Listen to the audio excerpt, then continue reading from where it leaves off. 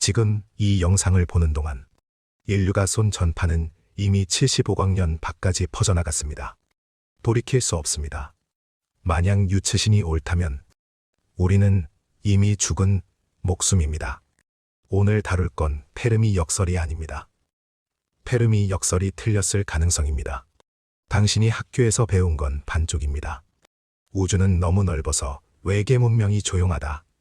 틀렸습니다. 조용한 게 아닙니다. 전부 숨고 있는 겁니다. 그리고 2024년 그 침묵이 깨지기 시작했습니다. 같은 해에 세 가지 증거가 동시에 터졌습니다. 오늘 그 어둠의 숲의 정체를 함께 마주합니다. 1950년 여름 미국 뉴멕시코 로스앨러모스 국립연구소. 엘리코 페르미가 동료들과 점심을 먹으러 걸어가고 있었습니다. 일행은 코노핀스키 텔러 요크. 화제는 비행 접시였습니다. 그러다 페르미가 갑자기 멈춰 섰습니다. 그리고 한 문장을 던집니다. 다들 어디에 있는 거죠? 일행 모두가 즉시 알아들었습니다. 외계 문명 이야기였습니다. 이 짧은 한마디가 75년이 지난 지금까지 인류를 짓누릅니다. 가끔 위대한 질문은 천둥처럼 오지 않습니다. 조용한 점심 식탁 위에 가만히 내려앉습니다. 숫자를 봅시다. 2026년 4월 기준 확인된 외계 행성은 6065개입니다. 나사 외계 행성 아카이브 공식 수치입니다. 나사는 우리 은하 거주 가능 행성을 최소 3억 개로 추정합니다. 관측 가능한 우주의 은하는 2조 개. 별의 수는 셀 수 없습니다. 1961년 11월 미국 그린뱅크 전파 천문대 프랭크 드레이크가 인류 최초의 세티 회의를 엽니다. 참석자는 단 11명. 드레이크는 칠판에 7개의 변수를 적습니다. 별의 형성률, 행성을 가진 비율, 거주 가능 행성수, 생명 출현 확률, 지능 진화 확률, 통신 문명 비율, 문명, 수명. 회의의 결론은 명확했습니다. 우리 은하 안에만 문명이 1000개에서 1억 개 사이. 그런데 65년이 지난 지금 받은 외계 신호는 0개입니다. 1000개의 형제가 있을 거라 믿었는데 아무도 답하지 않는 새벽. 당신이 큰 빈집에 혼자 깨어 부르는 이름 같은 것입니다. 학계는 이 침묵을 설명하려 여러 가설을 내놨습니다. 첫째, 대필터 이론입니다.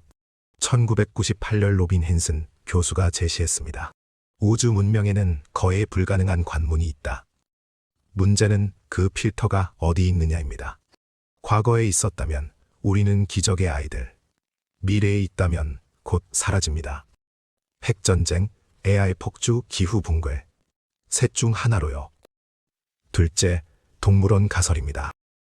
외계 문명이 지구를 관찰만 할 뿐 개입하지 않는다는 주장입니다. 이 개념의 기원은 예상보다 깊습니다. 1973년 MIT 존 보리 학술지 이카루스에 발표했습니다. 지구는 외계 문명이 격리한 자연 보호구역이라는 논리입니다. 셋째, 첫째의 가설입니다. 하버드 아비로브 교수가 2016년 논문에서 제시했습니다. 인류는 우주에서 너무 일찍 태어났다는 주장입니다. 형도 누나도 아직 없는 너무 일찍 태어난 아이. 그러나 이 세 가지 모두 핵심을 비켜가고 있습니다. 가장 무서운 가설은 한 소설가에게서 나왔습니다. 2008년 중국 SF 작가 류츠신. 소설 3체 2부 어둠의 숲을 썼습니다. 원제는 흑암삼림. 영문판 제목 The Dark Forest. 여기서 그는 우주의 진실을 공식으로 압축했습니다. 우주사회학 306. 첫째, 모든 문명은 생존이 최우선이다. 둘째, 자원은 유한하다. 셋째, 기술은 폭발적으로 도약한다. 여기에 변수 2개. 의심의 사슬. 그리고 기술 도약. 결과는 소름 끼칩니다. 당신이 외계 문명을 발견했다고 칩시다. 상대가 착한지 나쁜지 모릅니다. 상대도 당신을 모릅니다. 지금은 약해도 수백 년 뒤엔 당신을 없앨 수 있을지 모릅니다. 신호가 수백 년 걸리는 우주에서 의심은 곧 죽음입니다. 답은 하나. 먼저 쏜다. 의심스러우면 무조건 쏜다. 류츠신은 이걸 어둠의 숲이라 불렀습니다. 수많은 사냥꾼이 숨죽여 걷고 있는 숲. 그 누구도 모닥불을 피우지 않습니다. 위치가 드러나는 순간 다른 사냥꾼의 표적이 됩니다. 그래서 우주는 조용한 게 아니라 조용해야만 했던 겁니다. 여기서 질문. 인류는 조용히 있었습니까? 아니요. 정반대입니다. 1974년 11월 16일 드레이크가 R15에서 버튼을 눌렀습니다. M13 구상성단을 향해 1679비트의 메시지가 발사됐습니다. 이진법으로 적힌 인류의 자기소개. 우리 숫자, 우리 DNA, 우리 태양계, 우리의 모습. 2024년 11월 16일 그 메시지는 50주년을 맞이했습니다. 답장은 아직 없습니다. 더 무서운 사실. R15만이 아닙니다. 라디오, 텔레비전, 군용 레이더의 모든 잡음이 우주로 새어나갑니다. 지금도 75광년의 구형 거품이 우리 주위에서 부풀고 있습니다. 그 거품 안에는 약 1만 5천 개의 항성이 들어 있습니다. 수천 개의 가능성, 수천 개의 사냥꾼. 만약 어둠의 숲이 진짜라면 우리는 이미 자신의 위치를 신고한 모닥불입니다. 그것도 환하게. 그런데 2024년부터 무언가가 바뀝니다. 학계가 쉬쉬하는 사건 3가지가 거의 동시에 터졌습니다. 증거 하나. K218B의 디메틸황화물 검출. 2025년 4월 케임브리지 연구팀이 발표했습니다. 124광년 밖 외계 행성 K218B의 대기 분석 결과입니다. 제임스 웹 우주망원경 제임스 웹의 MIR 적외선 분광기로 잡았습니다. 검출된 분자는 디메틸황화물 DMS와 디메틸이 황화물 DMDS. 지구에서는 오직 해양 플랑크톤만 만드는 분자입니다. 신뢰도는 3시그마. 공식 기준 5시그마에는 미달합니다. 비생물학적 생성 가능성도 있어 논쟁 중입니다. 사실이라면 124광년 밖에 누군가가 살아 숨 쉬고 있다는 뜻입니다. 증거둘. 프로젝트 헤파이스토스. 2024년 5월 스웨덴 옵살라 대학팀이 에멜라스에 발표했습니다. 세계의 우주 망원경 적외선 자료 500만 개를 분석했습니다. 적색외성 7개에서 설명 불가능한 적외선 초과를 발견했습니다. 다이슨 스피어 항성을 둘러싼 초거대 인공구조물의 흔적일 가능성. 별을 통째로 감싸 에너지를 모으는 존재들. 다만 정직하게 말해야 합니다. 후속 관측에서 후보 하나는 활동은하의 오염으로 판정됐습니다. 그러나 나머지 6개는 여전히 설명되지 않습니다. 증거 셋. IM1 해저 입자수거. 2014년 1월 8일 파푸아뉴기니 앞바다에 성간 운석이 떨어졌습니다. 초속 60km. 미국 국방부 CNEOS가 2022년 공식 확인했습니다. 2023년 6월 아비로브가 갈릴레오 프로젝트 원정대를 보냈습니다.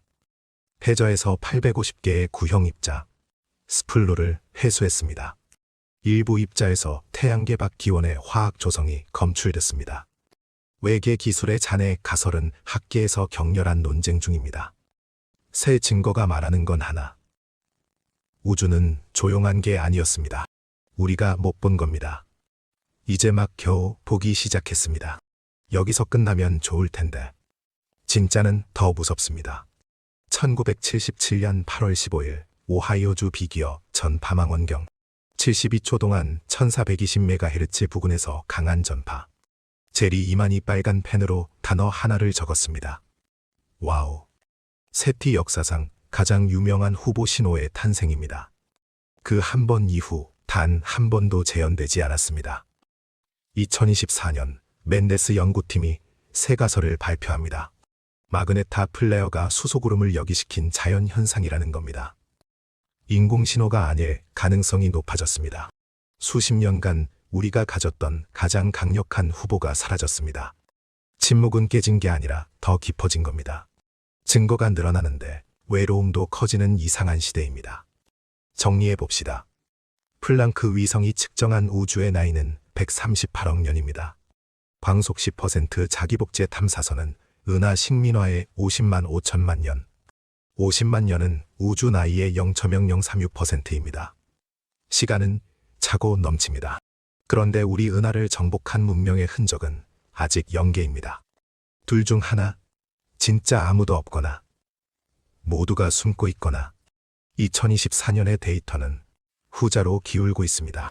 인류는 카르다쇼프 척도에서 0.73 단계에 불과합니다. 우리는 가장 낮은 단계에도 못 미칩니다. 너무 약해 탐지조차 어려운데 전파로 이미 손을 흔들었습니다.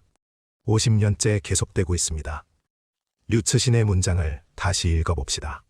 우주에서 신호를 보내는 문명은 자살하는 문명이다. 소설 속 대사가 아닙니다.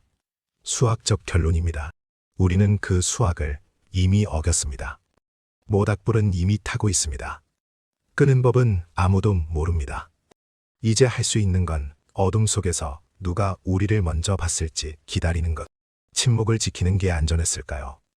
손을 든 것이 용기였을까요? 우리는 혼자가 아니라는 두려움과 여전히 혼자라는 외로움 사이에 있습니다. 다음 단서 7 블랙홀 정보 역설에서 다시 만나요. 감사합니다.